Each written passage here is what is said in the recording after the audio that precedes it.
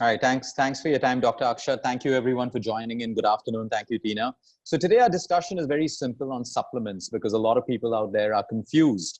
Should we take supplements? Should we not take supplements? Of course, we prescribe supplements ourselves, but when do you do it? A lot of people believe that you need supplements for a healthy life. I know people who take 30 to 40 supplements a day. Every time they travel to the US, London, Dubai, they keep buying more and more supplements because they're so well advertised. They sound so good. And in our own country, we have so many supplements available. So people usually Google, they read, or by word of mouth, people say, oh, you have this problem. Why don't you take a moringa supplement? Or why don't you take curcumin? Or why don't you take chlorella or wheatgrass or whatever it is? You know, so we need to understand that there is a balance in everything. Just because something's advertised in a particular way doesn't mean that we should be doing it, because too much of anything can also be bad. We've come across so many patients who have overdone it on supplements and they've actually messed up their liver, because you see there are synergies of different vitamins. There are fat-soluble vitamins, there are water-soluble vitamins, there are some vitamins that work in synergy with each other. When you take certain medications like allopathic medications, every medication, as we know, has a side effect. What are these side effects? A side effect is defined as when your primary medicine, okay, creates either a depletion of certain vitamins and minerals, or it can lead to certain issues like acidity, which is why when you have too many medicines, your doctors also give you an antacid because they know the primary medicines may lead to acidity. So everything always has to be done in the right way. We say don't self-medicate with allopathy. And I also say that we shouldn't self-medicate with nutraceuticals as well, because if you don't do it the right way, it creates a lot of problems. Today, supplements have also become a fad because people think it's the easy way out. So they'll see a weight loss supplement. We should all know by now that there is no weight loss supplement that works. If there was a weight loss pill that existed, none of you would be listening to us on this call. You would be consuming it, losing weight, and happy out there. But we all know it doesn't. We've seen the world has gone through green tea extracts, it's gone through raspberry ketones, it's gone through African mango, it's gone through everything. And people have wasted so much of money, but absolutely no use. But yes, in a multifactorial way, certain supplements can help you boost your metabolism when it is coupled with your food, with your nutrition, your exercise, your sleep, your emotional wellness, all of these things. Because, you know, the first rule of supplements and food is it doesn't matter what you eat. What matters is how your body breaks down what you eat and how you absorb it. There are so many people with weak guts who are constantly popping pills and supplements. They don't even absorb it. They pass it out of their system, or if it's a fat-soluble vitamin, their body keeps storing it. And then they get toxicity of that particular vitamin. So today I have with me Dr. Akshat. He's the head of our medical vertical, and he's been handling patients ranging from cancer to thyroid to you name any rare syndrome across the globe. And we thought it was very, very important for us to address this topic on supplements. So Dr. Akshat, thank you for your time. I'm going to start off with one direct question. Do you think supplements are required to lead a healthier life?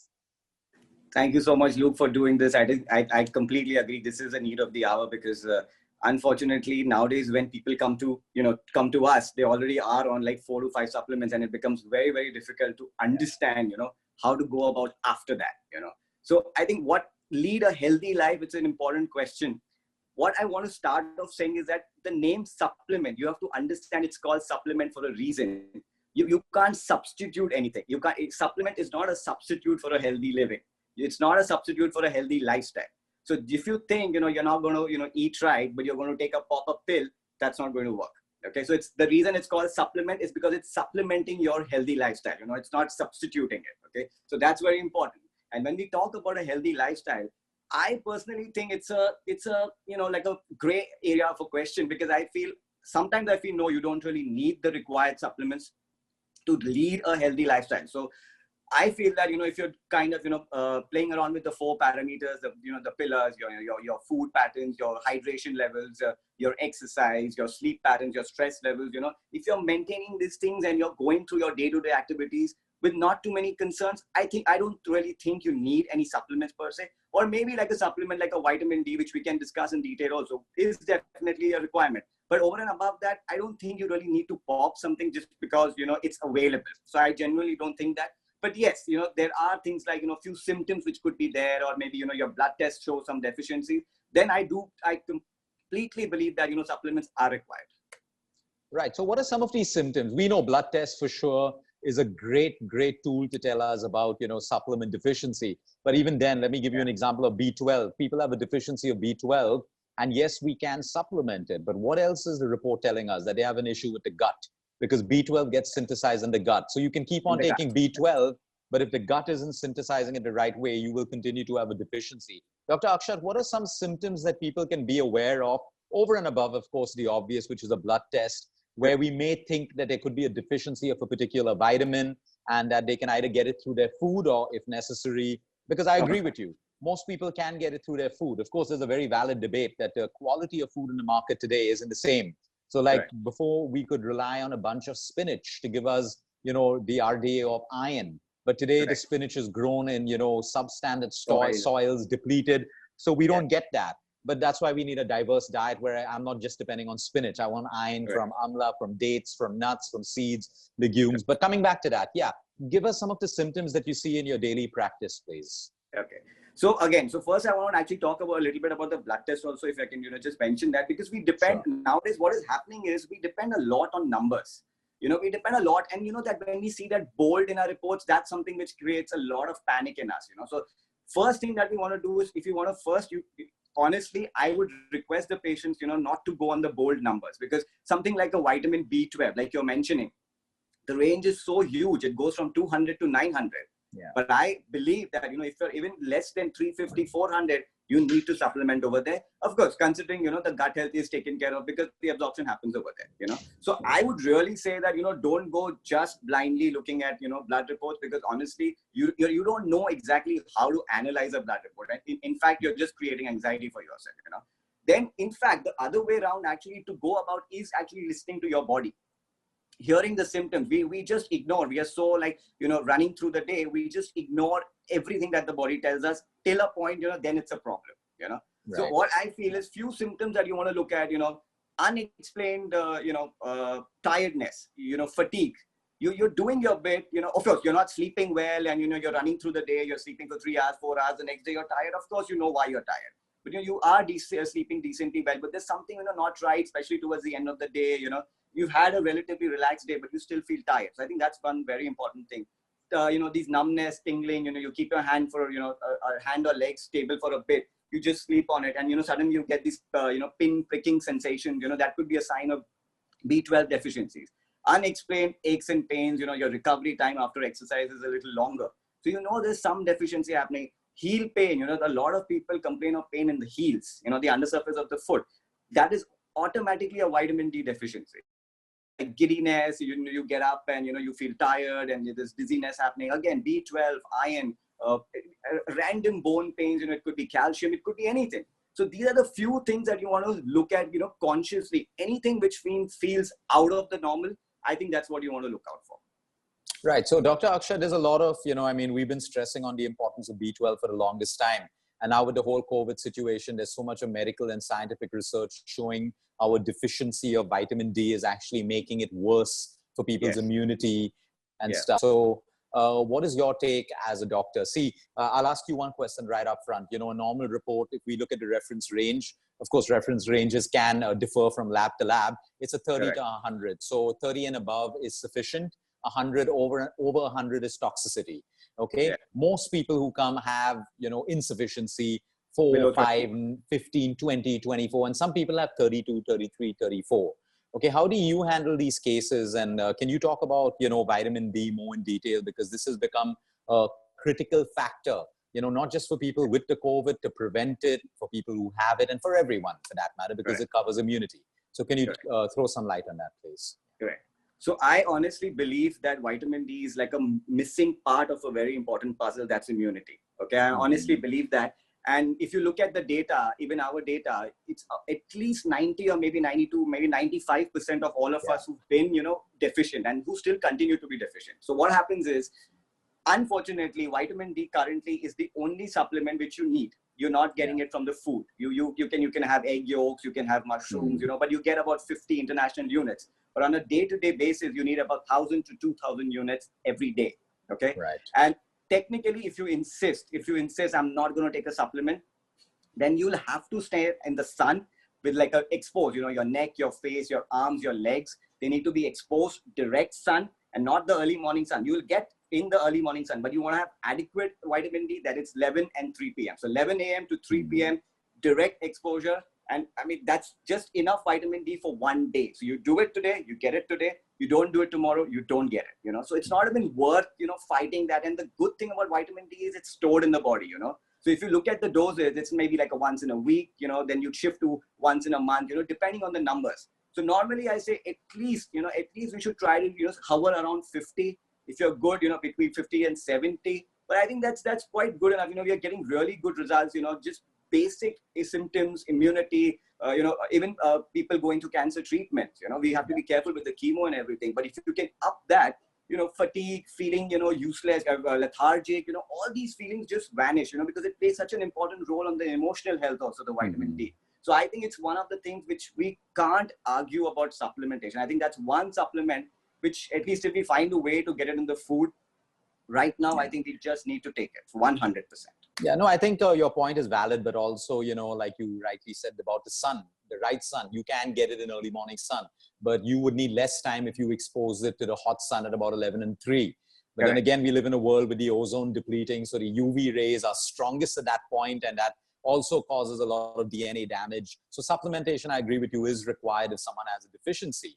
So it really depends. And as Indians, you know, we're brown skinned. So we absorb it from the sun a little lesser than the white. So we got to consider that as well. So yeah, that's on vitamin D. So I wanted to ask you, you know, see, we handle a lot of cases like thyroid, and when we're looking at getting people slowly off their medication and rejuvenating the thyroid gland, you know, we got to use things like MCTs, which are coconut oil.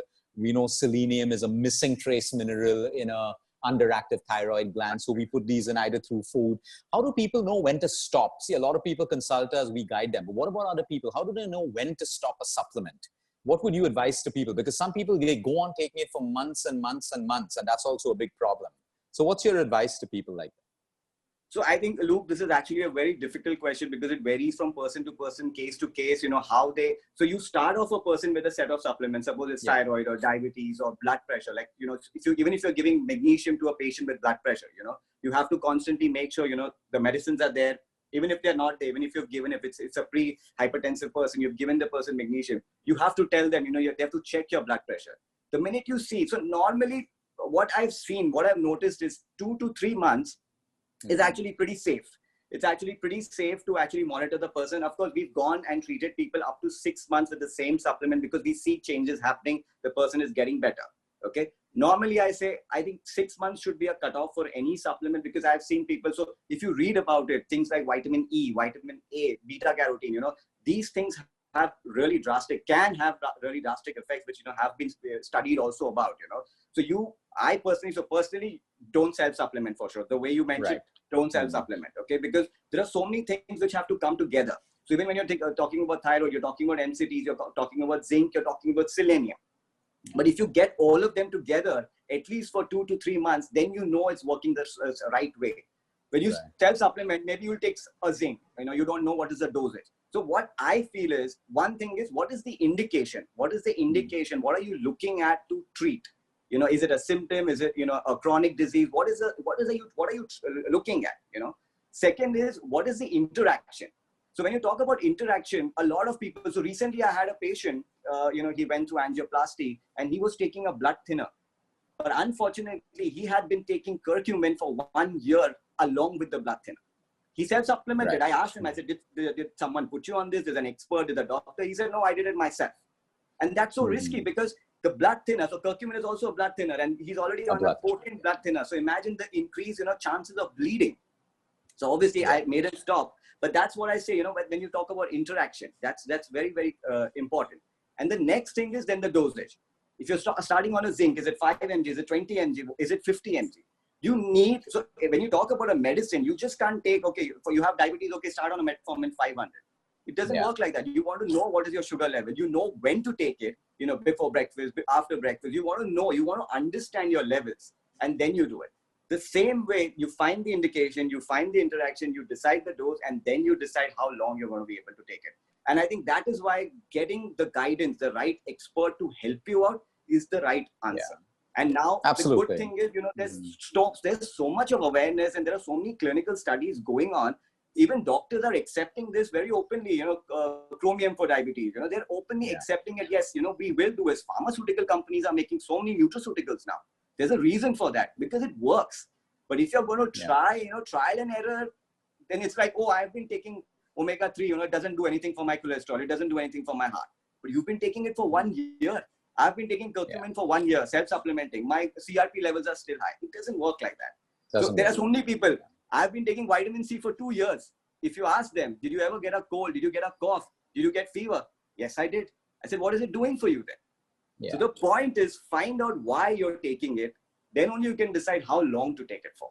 Yeah, no, absolutely. I think this is the same way we encourage people to consult for allopathy. I think people, before over supplementing or supplementing on their own, they should take a guidance from, a doctor, because a lot of people are abusing it. We had this patient who heard, because of COVID, I think zinc came in the limelight. That zinc, and it is very important for the immune system. But a lot of people started overdoing it on zinc without understanding that, number one is zinc is never taken with meals. You take it 2 hours after a meal for better absorption. And number two, if you overdo it on zinc, you decrease copper. And if you decrease copper, you have a bigger problem with your immune system, your brain. So, it's always synergistic in nature. So basically, more zinc decreases copper, which is why a good zinc supplement will have zinc and copper in it. That's what nutraceutical and pharmaceutical companies do. They study the synergy. So if they're supplementing you, they're making sure that the formulation is right for you. So simple example of people taking a statin. Now we know different medicines, and it's very well documented. Like, for example, a statin will deplete selenium and CoQ10 from the patient. Right. Now, selenium and CoQ10, if you don't have too much of it, it leads to muscle spasms. And that's a very common symptom that patients on statins go through. So yes, the patient has to take the statin. He has to take the statin, but he must also take the selenium and the CoQ10 along with that. So many doctors prescribe ubiquitol. They will prescribe that with it. And many don't. But I think there's a lot of opportunity for people to learn how, like you said, you supplement a deficiency. You don't supplement a lifestyle. And if we're able to put this together, I think that's when supplements work. And of course, like, there's good medicine, there's bad medicine, there's good nutrition, bad nutrition. There are good supplements and bad supplements. There are a lot of third-rate companies making cheap supplements that on the bottle, they'll sound really good, but zero efficacy in the human body. They pass through FSSAI, all of that, because they're not cheating you. But it doesn't work. Like you said, they just don't work. And then there are supplements which will really work. They may give you effects when they're utilized the right way. So I think a dangerous thing in our country, especially because we're a price-sensitive country, and people look for the cheapest supplements, thinking that, wow, it's going to change my life. And if you ever look at the cheapest supplement companies, they have all the most fanciest, advertising, because they're going to fool you. You always, I always say, like, you take a Rolex watch, you take a Rolls Royce, you never find a fancy ad, because it is going to sell. It's exclusive. It's got quality. People are going to buy it, depending on but whenever you're trying to sell something that doesn't work, or you're trying to sell something that's cheap, you got to do a fancy package and all of that stuff to confuse people's mind from looking beyond what the label is. So I think cheap supplements can actually destroy your health, your liver. The same way people are scared of Ayurvedic supplements. Why?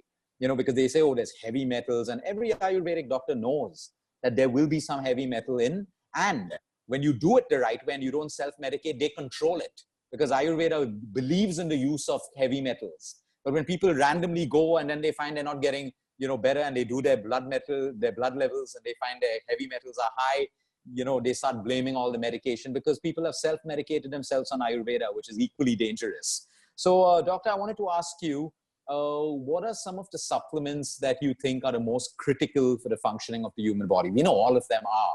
But in your practice, what are the deficiencies you see in people? What should people be aware of? Yeah. So I think most common supplements, I think nutrients, that's it. So one is vitamin D, then you have your B12, okay? You have calcium, you have iron, zinc, selenium, magnesium, and I think omega-3. I think these are, round off the basic supplements that, not that I'm saying that, like I said, it's not that all of us need all of these, in the supplement form. But if you know the right food sources and, the combination of the food sources are coming together, you might never need to pop up a supplement.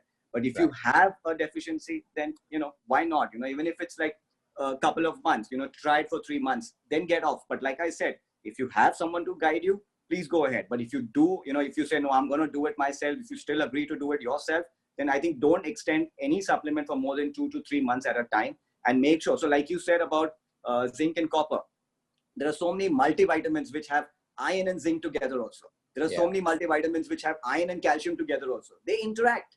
They're actually cutting each other off. So what's the point of taking such a multivitamin also, which is, what is it doing for you? It's doing nothing. So it always helps to have a little bit of understanding of what you're taking. Now, a lot of people come and say, my calcium levels were low. Although now calcium, again, so blood calcium is 1 and bone calcium is 1. Okay, but they just saw a blood calcium, a little bit on the lower side, started popping the pill. What they didn't realize is that the vitamin D was even lower. So till you don't correct the vitamin D, so you need vitamin calcium D, won't get the absorption of calcium. So till you don't correct the vitamin D, unnecessarily, even if you're taking the 1000 mg of calcium, half of it is going to get wasted. Right. So at least, bring up your vitamin D, then supplement with calcium. And the biggest thing is, if you're doing anything like calcium, you have to be calcium, and for that matter, iron. Iron is responsible for constipation. It can 100%, most of us develop a little bit of constipation, especially if, your water intake is left, your lifestyle is not right, you're not moving, your fiber intake is not good, you're going to end up. So what you're going to do, you're not going to have the iron. You're not going to correct the lifestyle, but you need the iron. Same way with calcium. If you don't have enough water intake, then you increase the chances of kidney stones. Right. But it's not the fault of calcium, right? It's the point is that if you just had more water, you could have done both the things together. Taken the calcium 2-3 months, taken the iron 3 months, 4 months, restore your stores, and then go off it and see how you do. So that's the whole point, basically. No, that's a brilliant point, because too many people out there, they look at an age. Oh, I'm 40. Now let's start popping more calcium. Oh, I'm 50. I'm going to hit menopause. Let me start popping more of that stuff. And I'll give you a simple example. We have, in our clinic in Bombay, we also have a holistic gym over us. So, we see the lives of all these bodybuilders and these people. They pop like 18 to 20. Bodybuilders are fine. They're being controlled by a sports nutritionist, and there's a method to the madness, which gives them results, which is absolutely fine. But you see normal people popping L-arginines and BCAAs and all of that stuff. And, after 1 month, you look at them and, their bodies look the same. They're just not assimilating and absorbing it. And we've had so many people come out with kidney problems. So many people come out with kidney problems. Another thing is, since we're talking about supplementation, this whole fad of green juices, which has come to us from the West. And I think Indians have just taken to it like, they don't understand the damage they're doing, because they're doing kale and spinach and broccoli. The oxalates are so high in a green juice. And they have it the first thing in the morning, on an empty stomach, where your stomach acids are not even generating to its full capacity. So these people believe it sounds great, like a green juice. Even right now, if we advertise it, people are like, wow, I need that. It sounds great, but they don't understand how bad it is for their health. And a lot of these people, you would expect to see them glowing with bright skin and perfect levels, but it's the complete opposite. So people really have to be careful of these fads. Whenever we have green vegetables, there's a reason we chew them. Because when we chew them, our saliva mixes with them. We can change the composition, but when we juice, we miss that one mechanism of saliva. And that's why a lot of people, there was this whole thing where people had this raw doodhi, this raw pumpkin. They said, oh, you died and it's poison and stuff like that. When you really look into Ayurveda and naturopathy, that is the reason why we chew. Because if there's any poison or if there's anything, we can produce more stomach acids to break it down through our saliva production, which will never happen in a juice. So I think this whole supplement thing, it's a massive market. There's no doubt about it. There's good, there's bad. But people need to understand, by just taking something which is good, okay, and adding it into your diet doesn't make it the best. I was speaking to a doctor the other day at Harvard, and she was telling me about probiotics. Even probiotics has become a big, kind of a fad. Everyone's popping 30 billion units, 40 billion units. And she just made one simple statement: your microbiome, your gut is like a fingerprint. It's like a fingerprint. It's there. You're born with it. Now, when you bombard yourself with so many probiotics and prebiotics, it's not going to get better. There's a science to how the prebiotics and the probiotics will work. So most people are just popping it, unnecessarily. Of course, you're going through an antibiotic course, you're going through chemo, heavy medical treatment where we're wiping out gut bacteria. These things help. But for everyone else, they should try to get their prebiotics and probiotics from food. And that brings me to a question of vegans as well. So vegans have, a lot of them believe that they're going to be very deficient. So they're popping 6 to 8 different pills in a day, thinking that, they are going to be able to supplement those deficiencies. But we need to understand that real food will give you real nutrients. You can't supplement everything through, people have a green pill in the morning saying, I've got all my greens for the day, all my fruits for the day. If it worked that way, everyone would be eating from a pill. But Dr. Akshat, any more advice do you want to give any of our viewers before we end this on supplements? Any do's and don'ts? Any tips from your experience?